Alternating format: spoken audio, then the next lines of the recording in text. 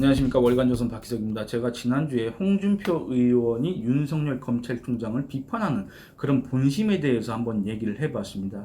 근데 요거 영상을 올리기 전에 좀 걱정했던 부분이 있었습니다. 많은 분들이 그 영상을 보고 아마 불편하실 수도 있다, 불쾌할 수도 있다, 이런 생각이 들었습니다. 근데 역시 실제로 그 영상을 보고 나서 댓글에 이런 반대 의견 혹은 어떤 비난 이런 것들이 좀 달렸습니다.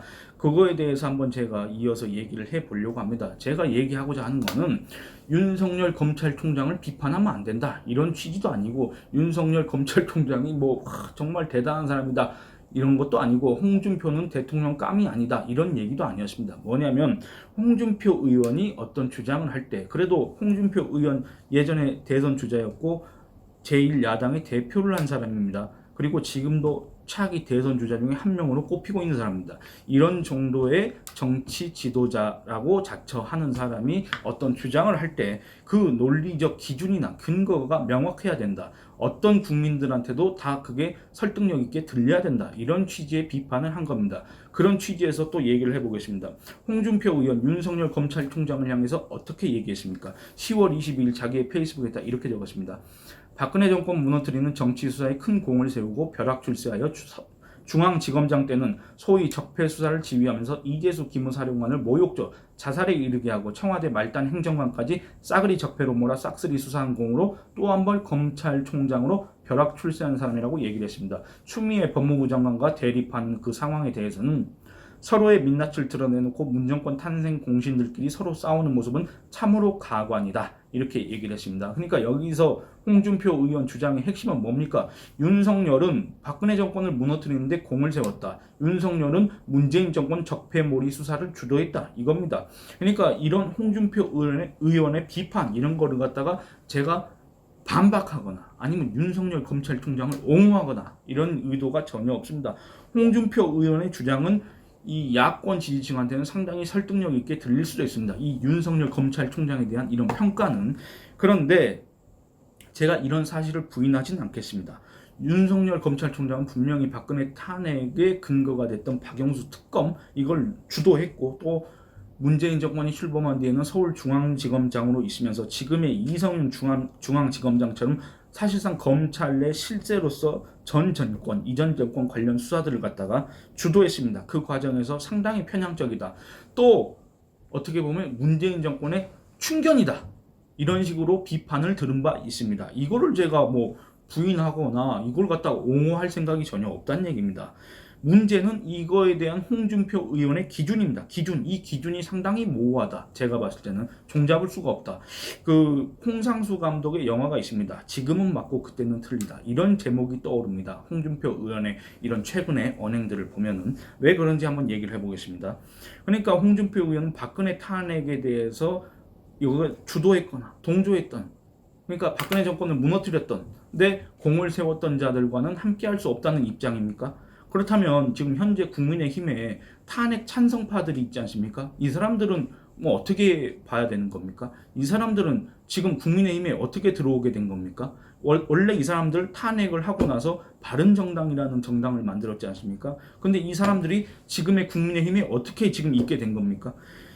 홍준표 자유한국당 대선 후보가 당무를 주도할 당시, 대선을 앞둘 당시, 그때 1차 복당을 시켰습니다. 그리고 2018년 지방선거를 앞두고 또 바른미래당이 만들어지니까 여기에 반대하고 나온 2차 복당을 또 시켰습니다. 그러니까 결국에 지금 현재 이 탄핵 찬성해놓고 지금까지 국회의원직을 유지하고 있는 사람들, 그 사람들이 지금 현재 국민의힘에 있게 된 계기는 바로 홍준표 대선 후보 시절, 홍준표 자유한국당 대표 시절에 복당을 허용했기 때문에 지금 이 사람들이 여기에 남아있게 된 겁니다. 그러면 그때는 분명히 그러면 홍준표 당시 자유한국당 대표 대선 후보는 박근혜 탄핵에 가담했거나 동조했거나 이를 주도했던 사람들과 함께 할 수 없다. 이런 입장은 아니었지 않습니까? 함께 해야 된다. 이런 입장이었지 않습니까? 그런데 지금 와서 갑자기 박근혜 탄핵을 얘기하면서 윤석열 검찰총장을 비판한다.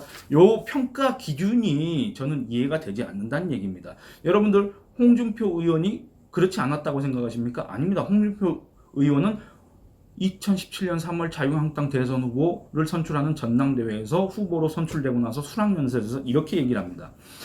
박근혜 전 대통령이 구속되면서 탄핵은 끝났다. 이 탄핵의 원인이 됐던, 이렇게 얘기를 하고 있습니다. 직접적으로. 이 탄핵의 원인이 됐던 바른정당 사람들은 이제 돌아와야 된다. 아니, 박근혜 정권을 무너뜨리는데 가장 그 누구보다도 적극적으로 동조하고 가담하고 주도했던 이 바른정당 사람들을 이제 돌아와야 된다고 얘기한 게 바로 홍준표 당시 자유한국당 대선 후보라는 얘기입니다. 문을 열어놓고 돌아오라고 기다리겠다. 그렇게 보수 대통합을 하겠다. 보수 우파의 대통합 대통령이 되겠다. 이렇게 얘기를 합니다. 이 전당대회가 끝나고 나서 기자간담회에서 또 이렇게 얘기합니다.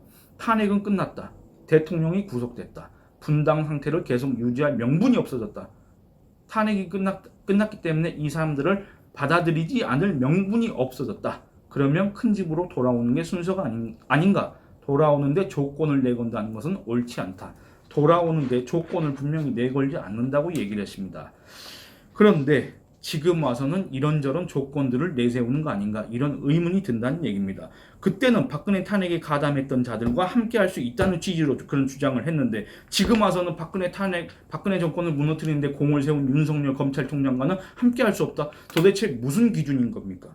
그리고 지금 현재 또 홍준표 의원이 자기의 페이스북에 쓴 글에 따르면 이 10월 22일 날 윤석열 검찰총장을 향해서 했던 이런 평가, 비판, 이것도 솔직히 좀 이해가 되지 않습니다. 뭐라고 썼느냐? 10월 31일 이렇게 썼습니다. 우리가 허물어진 계기가 된 것이 박근혜 전 대통령 탄핵이었다. 탄핵의 찬반을 두고 갈라지기 시작한 보수 우파들이 민주당보다 우리끼리 더 대립하고 반목의 세월을 보낸 지가 이제 4년에 접어들고 있다. 우리가 분열되어 있는 동안에 모든 선거에서 우리는 참패했고 문정권은 폭주하고 있다. 하나가 되지 않으면 이길 수 없다는 것이 자명해졌다. 그러면서 이제 탄핵은 모두 접어두고 문 정권의 폭주 기관차를 막아야 할 때다. 비록 지금은 탄핵 찬성파들이 당을 장악하고 있지만 이제는 모두가 탄핵의 언덕을 넘어 서로가 서로를 받아들여야 할 때입니다. 태극기 세력도 받아들이고 안철수 대표도 받아들이고 김문수 전 지사도 받아들이고 정규재 주필도 받아들이고 제야 아스팔트 우파들도 받아들이는 대통합 구도로 나아가야 한다.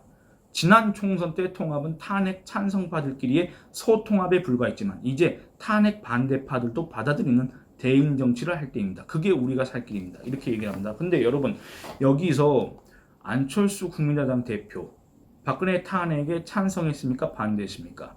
기억이 나지 않으신다면 과거 기사를 한번 찾아보시기 바랍니다. 그 누구보다도 큰 목소리로 박근혜 퇴진을 외쳤던 사람이 바로 안철수 국민의당 대표입니다. 그 누구보다도 열성적으로 광화문 광장에 나가서 박근혜 퇴진을 외쳤던 사람이 바로 안철수 국민의당 대표입니다. 그런데 그 안철수와는 함께 할 수 있다 지금. 그런데 박근혜 정권을 무너뜨리는 박영수 특검에 있었던 윤석열과는 함께 할 수 없다. 그런 사람이 대선 후보 운운하는 걸 보니 정말 배알이 없다. 막장 코미디다. 이런 식으로 평가하는 게 과연 이게 설득력이 있습니까?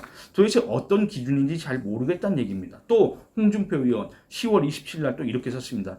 상대방은 입법, 사법, 행정을 장악한 데 이어 방송, 신문, 여론조사 기관까지 장악하고 있는 마당에 병력도 민주당의 절반밖에 안 되고 결기도 보이지 않는 야당이 그 안에서 저 세력은 극우라서 손절하고 저 사람은 강성이라서 배제하고 저 사람은 나와 악연이 있어서 배제하고 저 사람은 내가 당권을 잡는데 방해가 되니까 배제하고 이리 쪼개고 저리 쪼개어 작은 성을 만들고 있다는 식으로 비판을 했습니다. 네, 맞습니다. 그러니까 탄핵은 모두 접어둬야 된다고 하면서 탄핵을 얘기하고 그 다음에 이리 쪼개고 저리 쪼개고 저 사람은 안 되고 이 사람은 안 되고 이런 어떤 작은 성을 만드는 이런 행위는 비판하면서 또 윤석열은 안 되고 또 그러면서 그런 발상은 오히려 그 작은 성주도 못하게 되는 괴멸이 또 올 수도 있다. 답답하고 안타깝다. 여러분들 지금 국민의힘은 더불어민주당에 비해서 절대적인 열세 상황입니다. 이 열세 상황에서 이 홍준표 의원이 지적한 것처럼 어떤 전투력이 있지 않습니다. 결기도 보이지 않습니다. 새로운 희망을 주는 어떤 정치 지도자 이런 것도 없습니다. 그런데 이런 상황에서 이 사람은 저래서 안 되고 저 사람은 저래서 안 된다. 이런 식으로 나누는 게 과연 어떤 도움이 되고 어떤 의미가 있겠습니까? 이거를 제가 홍준표 의원한테 묻고 싶다는 얘기입니다. 홍준표 의원의 말처럼 지금은 야권 지지층이 바라는 거는 문재인 정권을 막고 정권을 교체하는 그 과정, 그 길을 열어야 된다. 그 길 중에 하나가 새로운 사람들과 합쳐서 외연을 확장해야 된다. 그 새로운 사람이 윤석열 검찰총장이냐 아니냐는 중요하지 않습니다. 안철수와 합해야 되면 왜 다른 사람과는 합칠 수가 없습니까? 문재인 정권에 대항해야 된다. 이런 기치 아래에 왜 다른 세력과는 합해야 된다고 하면서 윤석열 검찰총장 이런 사람과는 또 안 된다. 이런 주장을 하는지 이해가 안 된다는 얘기입니다. 그러니까 이 야권 지지층이 얘기한 것처럼 현재 문재인 폭주를 막아야 되면 기존 인물로는 솔직히 희망이 보이지 않는다는 게 여론조사 결과입니다. 여론조사 결과를 보면은 기성 그 대선 후보들의 지지율이 별로 높지 않습니다. 거의 제자리 걸음입니다. 한 자릿수에 불과합니다. 그와 달리 윤석열 검찰총장은 이 문재인 정권과 뭔가 싸우는 듯한, 실제로 싸운지 안 싸운지는 모르겠습니다만 싸우는 듯한 인상을 주고 그 와중에 정권으로부터 핍박받는 듯한 장면이 연출되고 거기에 또 굴하지 않는 듯한 그런 장면을 윤석열 검찰총장이 연출을 하면서 실제 행동, 수사 결과와는 무관하게 권력형 비리 수사를 매번 강조를 하면서 주목을 받게 된 거 아닙니까? 저 사람이 저런 식으로 정권에 굴하지 않고 이런 가치를 주장하고 강조하고 내세우니까 저 사람은 뭔가 좀 달리 보인다, 희망이 있는 것 같다, 이런 식으로 생각하는 사람들의 민심이 여론조사 결과에 반영된 거 아니겠습니까?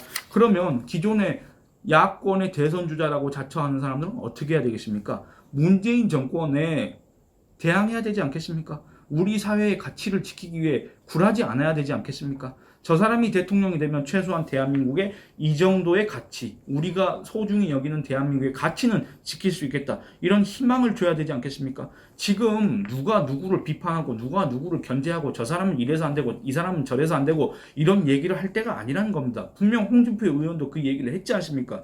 국민한테 희망을 주고 야권 지지층한테 어떤 우리가 수권 정당으로서의 면모를 보여줘야 되는 때입니다. 그래야만이 그들이 바라는 정권 교체를 이루지 않겠습니까? 지금 이런저런 기준으로 편을 가를 때가 아니란 얘기입니다. 이런 취지에서 지난번에 그런 영상을 올렸는데 제가 지난 영상에서 그런 내용들을 좀 빈약하게 얘기했던 모양입니다. 오늘은 거기에 대한 보충 설명을 한 건데 이 영상을 보고 나서 든 생각은 어떻습니까? 한번 댓글로 남겨주시기 바랍니다. 예, 이만 줄이겠습니다. 감사합니다.